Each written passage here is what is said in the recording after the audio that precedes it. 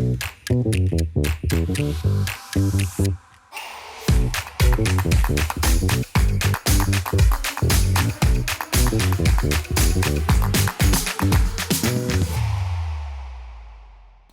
to the Lions Table podcast, where we talk about government contracting.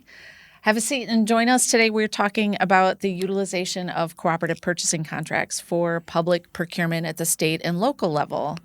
We're going to define cooperative purchasing and talk about the benefits available to public agencies like municipalities and school districts, also opportunities for providers of products and services, and why all of us as taxpayers should be paying attention to how public dollars are spent.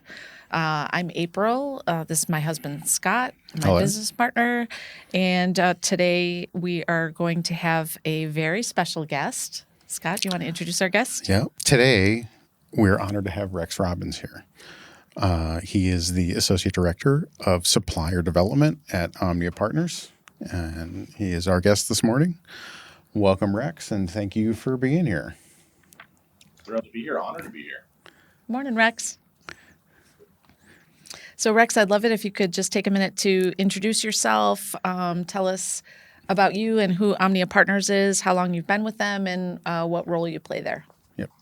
Absolutely. So I'm the Associate Director of Supplier Development. I'm on the Supplier Development team, which is a bit of a tiered structure in terms of working with a handful of different suppliers. But really, my job is to go in, strategize with my portfolio of suppliers, help them identify how they can best utilize their contracts and our resources for them to really take advantage of the cooperative contract that they have that they can sell into those public entities that you're mentioning.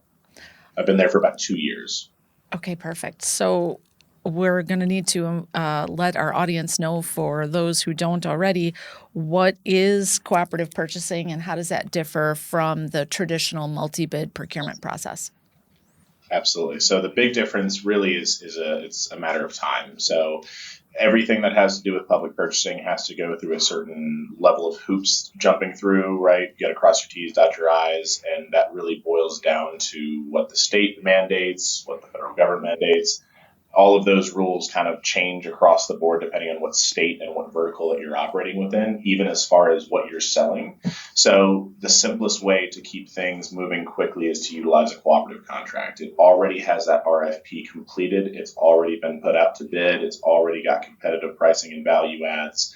All of the things that a standard RFP process is going to identify and really kind of vet out for a customer, which would be the public agency, and really making sure that that customer is utilizing those taxpayer dollars effectively. That process has already been completed. So instead of going through that process, which could take anywhere from, on average, 7 to 24 months, you're looking at some smaller ones that may go quicker and make that agency liable for some audits and some, scrutiny from the state, all the way up to those larger ones that can take many thousands of dollars of funds out of the actual end cost for what they're trying to purchase.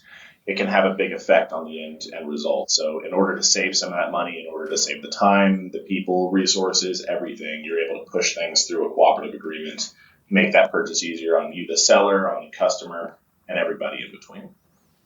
Awesome. So public agencies like school districts, municipalities, city and county entities can buy products and services from pre-approved, pre-vetted, pre-priced vendors by utilizing these cooperative purchasing contracts. This saves taxpayer dollars by streamlining the processes, like you said, for public agencies, because they don't have to expend the resources developing their own solutions, writing their own RFPs, performing their own product and solution research, evaluating proposals, and so forth. Absolutely. And it even extends past that. I mean, there are some agencies, like I think of, the reservations, anybody that has any sort of federal funding or grants coming through, those dollars are subject to an audit. So whether it's a private school, it could be a private university, it could be, a nonprofit, so a YMCA or a church. These are all agencies that are going to be able to utilize those tax dollars to make a purchase through what we call a competitively solicited and publicly awarded agreement. That's not going to mean anything to anybody on the day-to-day, but for someone in procurement, that tells them that this has already been vetted, it's already meeting the compliance needs, and it already has those value adds with cheaper pricing. Right. So it's a legitimate vehicle that they can use rather than having to go out to the public market themselves. And one of the biggest problems we see with that, traditional multi-bid process is the public agency is then beholden to the lowest bidder, which sometimes It's isn't the not best always in their value. best interest. Yeah. Right. Well, you think too, it's there are people in procurement who are going in and really just kind of going through a process that they've been told to follow. They may not know the ins and outs of what they're purchasing. They may not know the ins and outs of what the state's allowing them to do. They've just been told. I hear more often than not someone saying, we have to go out for 3 bids, which isn't always the case. Certain situations it will be, but you can still utilize this contract to provide that bid without having to have a lengthy RFP response or even going through an entire RFP. So it really does streamline everything from the customer to the end user to the supplier that's selling it in making this something that's beneficial for everybody involved.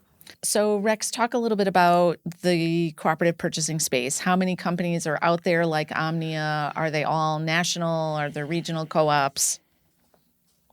They vary all over the place. So you can run into national co-ops. Big ones being there would be Omnia and Sourcewell more than anything. You have some of the more state regulated ones that are going to be like NASPO and things like that. There are some that are very regionalized and local, like Texas has Buy Board.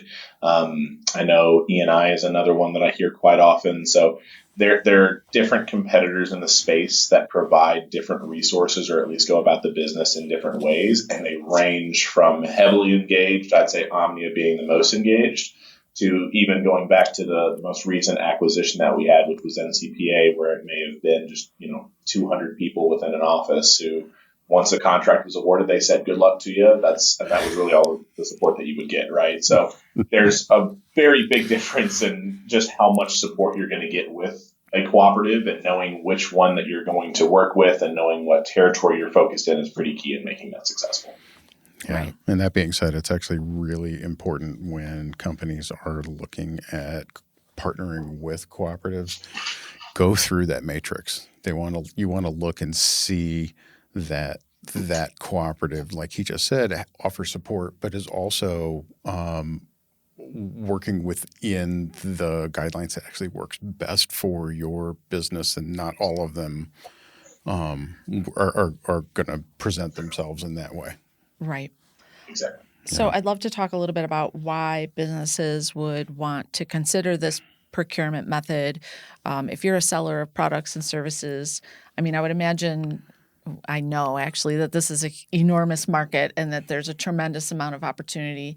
I think that cooperative purchasing procurement is expanding pretty consistently and aggressively year over year. So let's just have a discussion about what businesses should be looking for.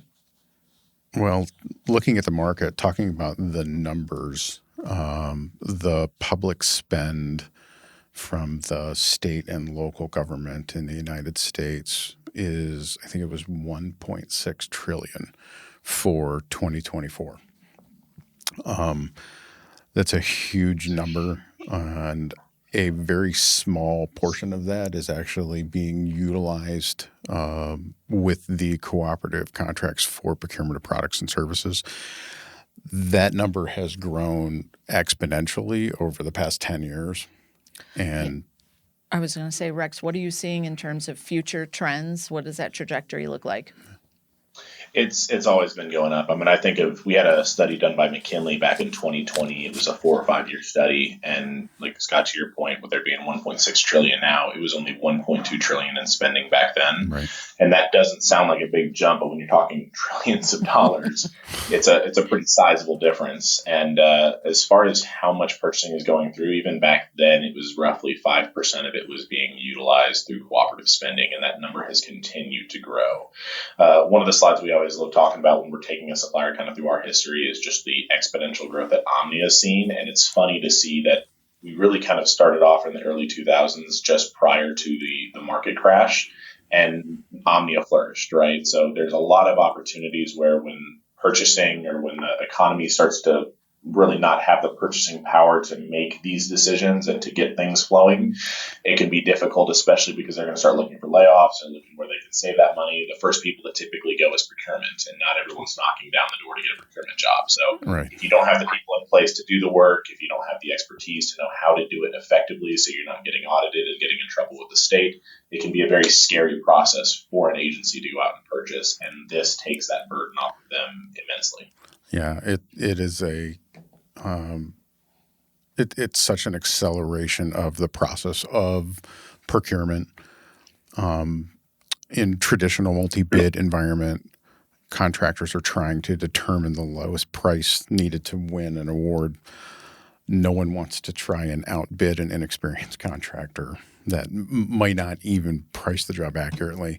By leveraging the power of the cooperative contracts, vendors can operate at fair margins that are conducive to sustainable growth while still saving time and money for the public agencies. So, I mean, that means that the contractor is able to make a reasonable, fair, like you said, growth-based margin.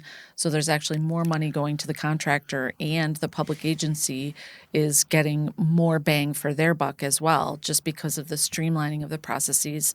And all of that is the ethical spending of public funds. Yeah, it's not necessarily in the public agency's best interest to have the pencils sharpened so much in the case of businesses trying to provide products and services, and the fact that we've seen over and over the omission of scopes of work that were needed to be performed in there, and that the contractors themselves sometimes find themselves in a position where they're unable to perform these contracts.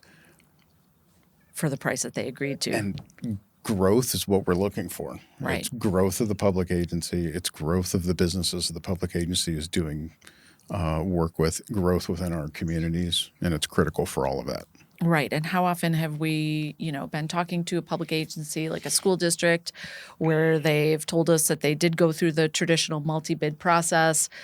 They went with the lowest bidder, and they didn't fully understand the scope, or they were, just an inexperienced contractor. They ended up making a mess, and then they have to spend more money to hire somebody else to come in and clean up that mess. Not to mention, again, the time involved. Now we're delaying that process even further. I love the fact that through the co-op that the public agency is actually more in a position where they're partnering with vendors. So when you've actually got a partner that you're working with and they're charged with developing, scopes that are associated with the needs of the public agency, it becomes it becomes honestly just what is the best relationship that you can absolutely make for the public agency for the spend of the public dollars. And we're seeing that kind of growth happening every day more and more, with public agencies understanding their ability to use co-ops and how that's saving so much time. Rex, what does the life cycle of a contract look like? How do these contracts get issued? Where does that come from? Can you talk a little about that? They can be all over the place. So I think of situations where, even like with NASBO, sometimes those agreements are a little longer than what people would like. Typically, you want them to be around 5 to 8 years, something around there. They're not too long. Once you get past that 8-year point, you start to worry about whether the pricing or even the scope of the work is flexible enough to allow for changes. So as you're going through these contracts, identifying just how long you're going to have them. I know for most of our cooperative agreements, they're typically going to be about 3 years. That gives you time to get the program up and running. It gives you time to really kind of have an opportunity to sell it. And then there are options to renew them either by a year or multi-years. And I've even seen situations with NCPA, for example, where we come in as the new owner of those contracts and are able to say there are ways we could have made this better. So they may turn those contracts early. They may not choose not to renew at all. They may put new contracts out. But the biggest thing here is that you have that opportunity to resolicit those contracts once they come to term, so there's no lapse of coverage.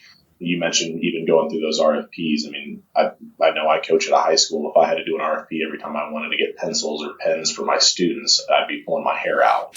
On the flip side of that, if I'm doing an RFP for something large construction based, I want to make sure I'm getting the most bang for my buck. And if the RFP, if I'm someone in procurement that can't perform that RFP or doesn't know the scope that I need for it, that can take a long time. It can take a lot of funds. And to your point, Scott, it's going to pull a lot of the money out of the final dollar. So it really is trying to figure out how to get that contract out there and make sure that it survives the length of that contract and people are able to utilize it to its fullest. So I know that each contract has to be sponsored by a public agency. What does that look like? It varies. So I always use an example. There are some cooperatives out there that are a little bit more involved in the process, which can have some difficulties for you from a compliancy standpoint. With us, Omnia specifically, we're very agnostic in being involved. We're a resource for the suppliers, but we're also a consultant for the lead agency. So any national cooperative will put verbiage in that RFP to make it national scope. But outside of that, there's not a whole lot that Omnia would do other than say you may want to utilize this verbiage in the title of the RFP, or you may want to include this sort of information so that you can have, there may be funds coming from disaster relief or something like that you want to put towards the spend within that contract scope. There are a bunch of little intricacies that go into it, but as far as determining what that contract looks like, we help identify the scope because that really is the hardest part. And then it's hosted by a lead agency, and Omni is the one that pioneered the lead agency model, which is where a public entity will put out the RFP. Omnia will include that national cooperative agreement and information on there, and then when it comes out, we act as a sales resource for the supplier. Right. And one of the things that I love about Omnia is the fact that, like you said, in terms of support and resources, you guys have dedicated teams of salespeople that are working on both member development and supplier development. So you're working with these public agencies to help them assess their needs and then match them with awarded vendors to get the best products and services available to them. Absolutely, yeah. The sales teams, and again, that's something that's unique to Omnia. I don't think there are many cooperatives out there that are going to have a dedicated sales team, but everything that we're doing is just acting as that big connector. So even as far as our sales team is concerned, they're really more like brand ambassadors. And it's asking the question of what purchasing needs do you have? If I'm talking to somebody in procurement, they may know that they need, the HVAC system isn't working and they need support with it, but they don't know the ins and outs of it. They don't know if they need a new system. They don't know if they need a repair. They don't know how expansive that's going to be. So they have to be able to pull someone in that's really impartial to the opportunity and being able to say, this is what you need. And that can take a lot of time and money too. Yeah, putting some numbers to it as far as number of members, public agencies that are out there that are actually associated with cooperative purchasing contracts. Right now, Rex, what does that number look like? As far as the spend through the agreements? No, the actual number of agencies that are using this. Oh, I don't know, for Omnia, we have over 90,000 agencies within the public sector, and that's all over the place. I don't even think that goes as deep as the child locations that don't have their own purchasing power, and they're leaning on a higher power, whether that's a nearby university, a larger city, municipality, or even the state. Yeah, that being said, the sales staff that is in the Omnia portfolio, they are leveraging it's 1,100 vendors to that list of public agencies that are out there. So it is creating a bridge better than any other platform that we've seen out there for making public agencies aware that they have cooperative purchasing, Right. that they can save money by utilizing these systems. And again, like I said, Omnia is kind of doing that better than anybody is right now with that sales staff integration with the number of vendors that they have. Right. So if you're listening to this and you're thinking, well, I have a product or service and I would love to be able to approach public agencies, especially, in my own community where I can have an impact with the, schools that my kids are going to or in the community that I live. This sounds fabulous. I want to be able to approach them and, let them know that they can contract with me on a no bid basis. How does a business find those contracts? So like Rex said, these are mostly term contracts. So if you're a mechanical company, there might not be an RFP put out for mechanical services for, a period of time until that term expires. So what you need to do is be watching these co-ops. And again, look to see if there's regional ones in your area that you can be involved with, but also the national platform contractors. I know that OMNIA has a registration system where you can just register with your email address and they'll send you a notification anytime there's a release for a new RFP. You can watch out for those and then respond in that way. Taking that one step further to look on the co-op at the vendors that are currently there. And if you are a supplier of products and service and there is a vendor who is currently doing that within the contract, it actually makes very good sense for you to approach them as well and see how you can support that vendor as well in your your community and the public agencies that are immediately within your geographic reach, because that might be an assistance for that vendor that's there who may not have a foothold in that area. So there's accommodations for those types of things throughout the contract as well. So like anything else, there's going to be do's and don'ts, right? So if you are, a business that's looking at this avenue or vehicle for revenue generation, make sure that you're researching, programs and co-ops that align with what your business is doing. I mean, OMNIA, Rex, I think, you could probably speak to the wide range of products and services that you're supporting. And I'm sure it's everything from, Chromebooks to building supplies and, I don't know, throw out some of your favorites.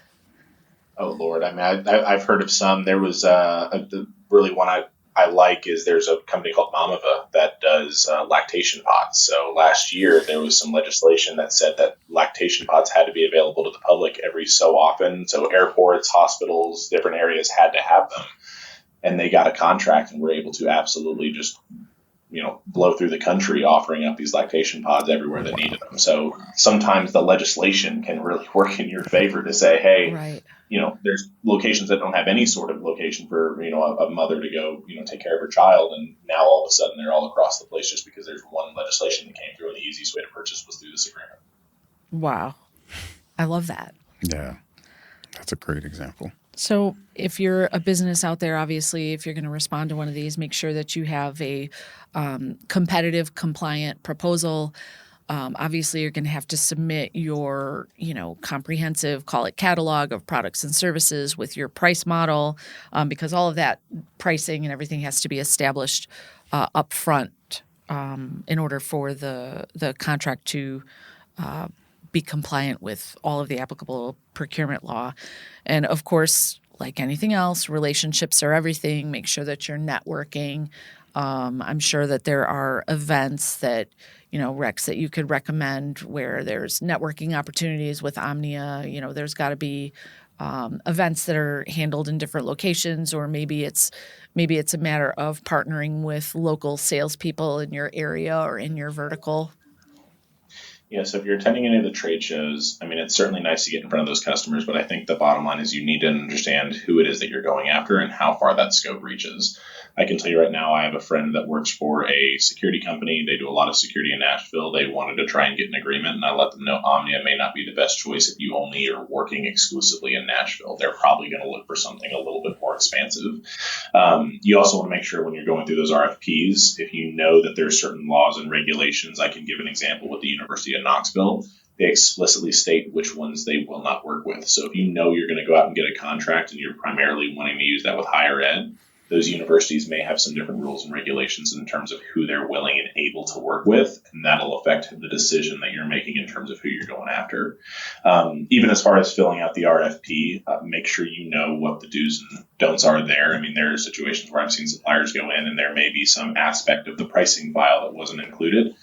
You automatically lose because of that. So make sure that you're keeping as detailed of an RFP response as possible. And then again, too, anything that you're selling can be offered on that contract. So if there's something right now, I have a situation where there were some suppliers that were looking for new agreements. There may be a situation where they sell IT, or there's an aspect of their business that's IT, but their primary business may be parking or something else. They can respond to an IT contract, fill the initial scope of it, and then have everything else added as a value add, which can also be really helpful if you don't have something coming out soon. So if you don't have an RFP, you can do it that route. Smart.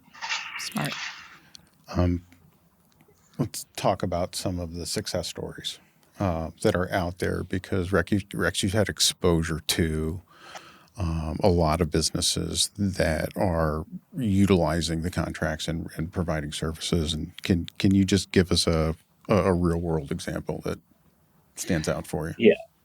So I've got a couple. I mean, the big ones that typically stand out are situations where either you have a sales team that hasn't utilized these contracts before, and they're going in and they may have been pounding on the door for a large customer for some time, and it's just not going anywhere. You can throw that Hail Mary out there and say, we have a cooperative contract. Is that something that you guys would be interested in? And I've seen situations where suppliers that never wanted to touch these contracts are all of a sudden winning a lot of business just because they threw it out there as a last chance opportunity to win the business. I've also seen situations where we spoke a little bit earlier. If that RFP goes through, if the agency performs their own RFP, it could take anywhere, if it's 9 to 12 months, anywhere from $30,000 to $130,000, right? A lot of money coming out of that RFP that could be going into you as the supplier, the seller's pocket. And for me as the taxpayer, I certainly don't want all my money going towards that. So when they step into these situations, they have an RFP completed, they're doing the scope of work, they're doing the business, and it ends up falling flat.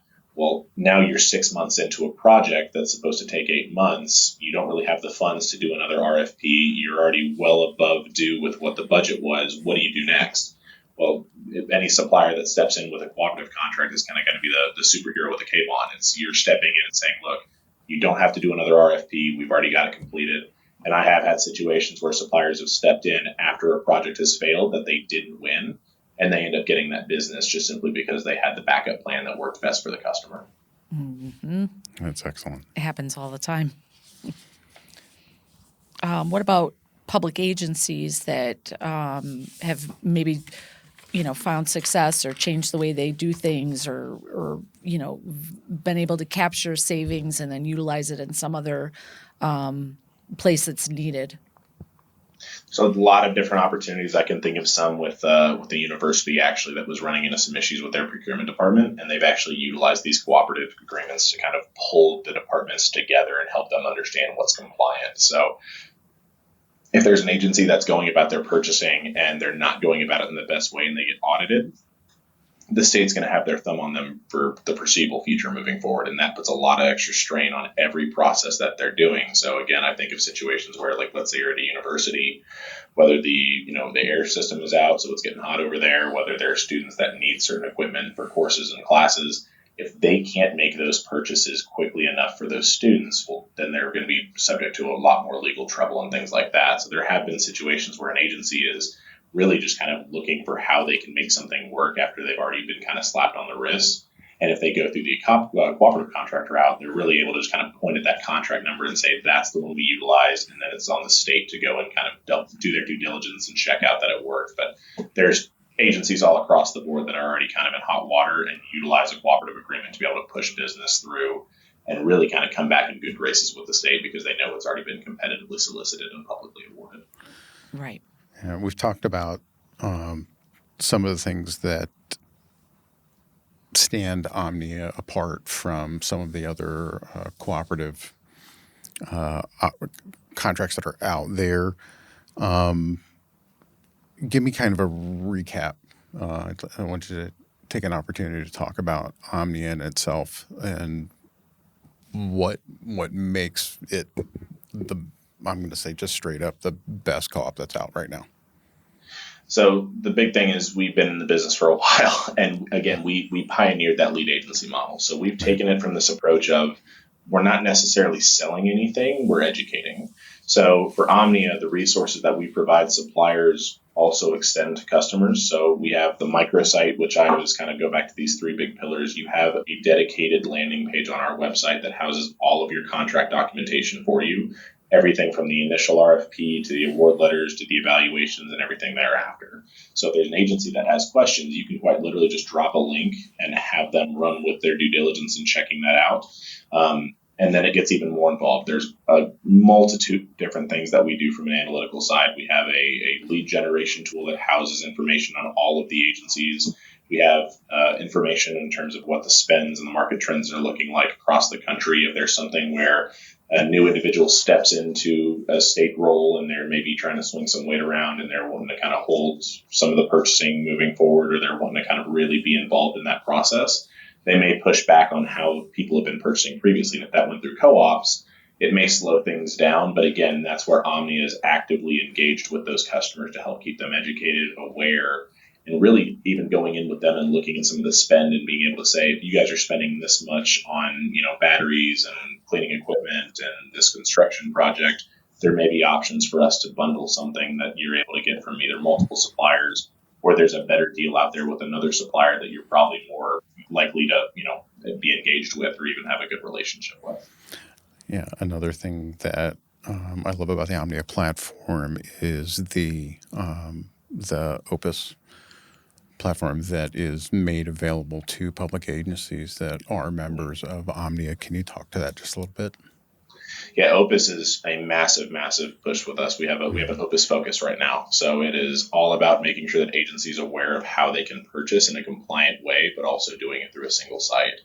I know we've got, there's stuff going on right now where I was doing some shopping earlier this week. I like that I can get on one website, I can order a bunch of stuff, and then I can check out. That's difficult when you're purchasing from 10 different suppliers and they all have their own kind of checkout systems. So Opus is something that Omnia has really pioneered to be able to pull multiple suppliers in.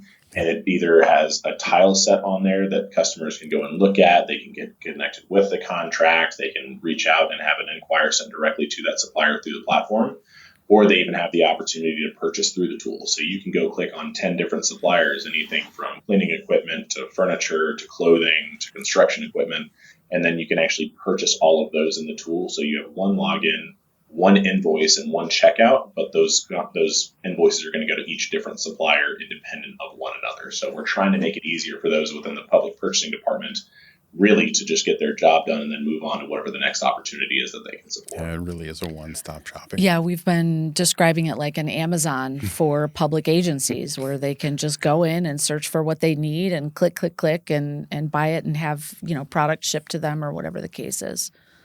Exactly. Yeah, I think that's a huge edge. I love the transparency, and I just want to put a fine point on that.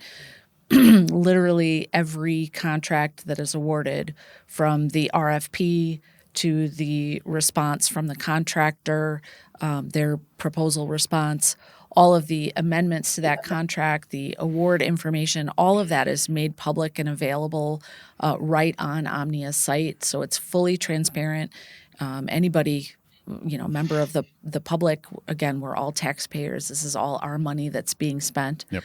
So knowing that the process is transparent and this is the most ethical public spend, and that this is the scenario where there's the highest likelihood of a public agency getting what they need at a good price from a qualified, competent contractor, I just can't think of a better way to ensure that happens. Yeah, I agree. So per usual, we are all about giving our listeners actionable steps and call it homework, but we're really trying to connect the dots for people so that we can give them tasks that they can do today to make a difference in this space. So the first thing is to research co-ops, national co-ops and ones that might be in your region, and register for notifications of solicitations. And then make sure that you are reaching out to ask about upcoming or maybe unpublished opportunities. Look for procurement conferences that might be in your area to attend. Look at the sponsoring agencies that are used by various co-ops. You can reach out to them and ask if there's opportunities to help them. Omnia's website is a wealth of information. They do an amazing job of explaining this whole process from each party's point of view. There are a ton of resources there in terms of flyers that are specific to individual market sectors, like specific to the education sector or municipal. If you need to look at success stories or case studies, there's a lot of information there. Or just Cooperative Purchasing 101. Yeah, that's really my favorite page. That's where I tell people to start if they haven't had exposure. That 101 page is amazing. And it helps public agencies get a very clear picture of what types of services that they can actually get if they're not aware of it, and it helps them to connect the dots in how to get there. Rex, are we able to take a couple of OMNIA flyers and link them in the comments? And specifically, I'm thinking of the PDF version of that Co-op 101 page, and then the flyer that shows the traditional bid scenario versus the co-op model in kind of a visual representation of the streamline of the process. Can we put those in Absolutely. the comments? Okay. Excellent. Absolutely. Great. Excellent. Well, I think we're good for today. That was a lot of information, Rex. I really just thank you so much for your time this morning, and more importantly for the partnership. Obviously, Lion National and Omnia are enjoying a partnership right now, and you've been wonderful to work with. And we're just so grateful for your expertise and your time. Oh, thrilled to be here. Like I said, no one's doing it better than Lion National. So for anybody that is getting a contract, understand that it's not a magic wand. You still got to put in the legwork, but no one has done a better job than Lion National in stepping in and knowing how this really does help those taxpayers. It helps the customer. It helps everybody in between. And the fact that you guys are partnering with these other suppliers to pull them in and really give them an opportunity to sell is huge. So again, I want to thank you guys for the effort that you all put into it, because it is second to none. Oh, well, thank you so much. Yeah, it's all about, our mission, we talk about it over and over again, feeding families. And this, you've really given us the opportunity to expand that ripple effect and have an impact, not just in our community, but with people across the country. Yep. And it Coast just makes our job an absolute pleasure. So thanks, everyone, for joining us. Please find us on LinkedIn, Lion National Corp. Scott and I both are on there personally. Go to lionnational.com, omniapartners.com, and find the resources, connect with us. And if you have any questions, please post them in the comments. Thanks. All right. Thank you. Thank you, guys.